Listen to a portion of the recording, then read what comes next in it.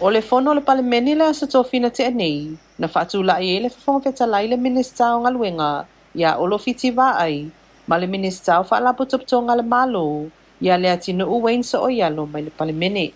Na mafuono se fevesia inga na tua ia le whaaitu au le whafonga whetalai, malona talia ino le lafo le whaatutua ina, le ana whaatu e la au le whaasanga le palemia mal kapineta. O le fina unga na tula i mai, sa le tauna tue whaatanga ina le alafo, ona o mai a fo na fatu ina le lafo le HRPP le e fo linga tutusa mana te ena fo i le palemene. Whadi e le tamaitai palemia o le lafo le HRPP na langolango ina e whaipule i o le fast le e fo wato e whaatu atu le lafo lo na lua. Au whanga solo tu o inga o lo li whaitu au o le whawhonga whetalai na mono atu ai loma lana lafo o le whaatu tua ina e whaasanga le whawhonga whetalai.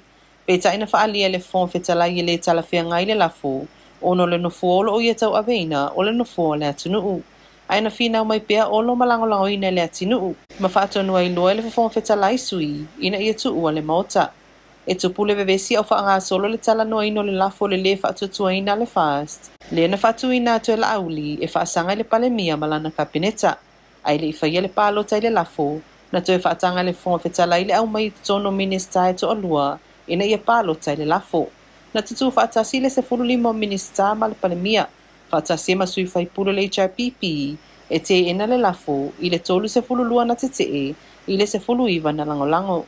Na whaali e la auli le mai o le lafo o le meesili wa manino le itu o lo iei le langolango whaipule to aiwa le o lo le kapeneta le o lo whaamawina pea la tau whianga inga masaini ngā lima o sui o le fast. Ua whaali e fu i le toi langolango le HRPP o le mena la tau pisa i e whaapea e soli whaavai le whainga malo to ai titi o lo taita i e fia mi. Ai wato e o langolango e whaawau pea le malo lo iei nei.